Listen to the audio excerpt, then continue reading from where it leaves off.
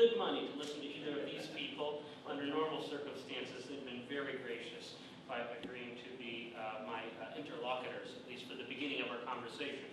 Now, who would like to donate for about 40 minutes or 30 minutes a watch that I can look at while I'm talking?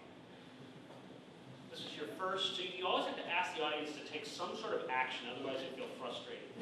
You are helping to advance interfaith dialogue, so thank you.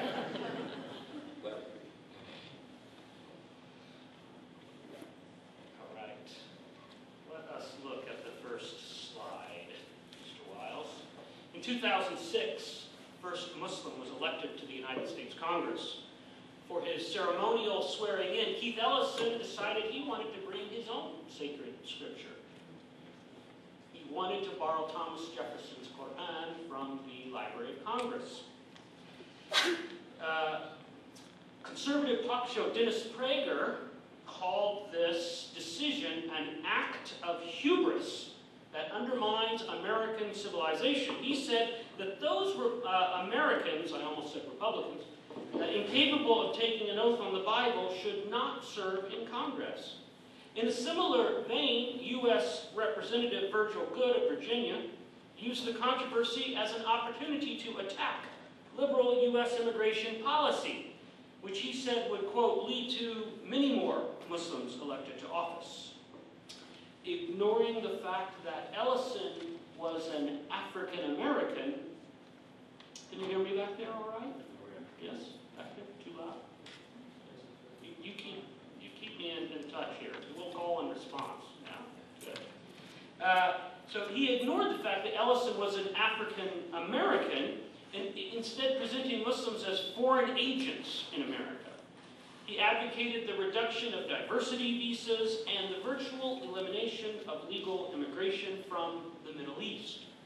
Otherwise, he argued, quote, we are leaving ourselves vulnerable to infiltration by those who want to mold the United States into the image of their religion, rather than working within the Judeo-Christian principles that have made us a beacon of freedom-loving persons around the world.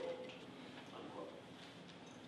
This idea that Muslim Americans are carriers of anti-American and anti-Christian ideological disease, this idea is a contemporary prejudice that depends, at least partly, on a foundation of historical ignorance.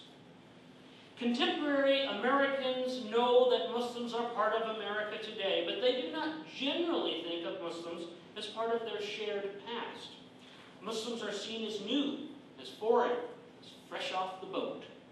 The mainstream media, especially in places such as New York and Los Angeles, where there are so many first-generation Muslim Americans, often perpetuate this image. Their headlines too often depict the Muslim American experience as something completely novel and exotic. Some first-generation Muslim Americans talk about their fellow Muslim Americans in the same way, often forgetting about the long history of Muslims in the United States. And then scholars of Islam in America further the image of Muslims as quintessential foreigners by producing scholarship that frames Muslim American life as a constant series of tensions between tradition and modernity.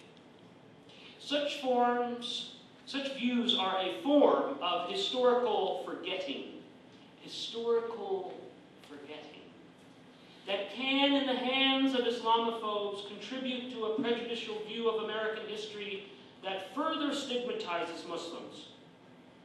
Our commonly shared narratives of U.S. history, the stories we tell in our textbooks, even in Texas, and in our media, rather innocently ignore the mundane contributions of Muslims to fighting this nation's wars, cultivating its fields. Yes, Muslims have been farmers for 300 years, building its skyscrapers, making its music, and so forth.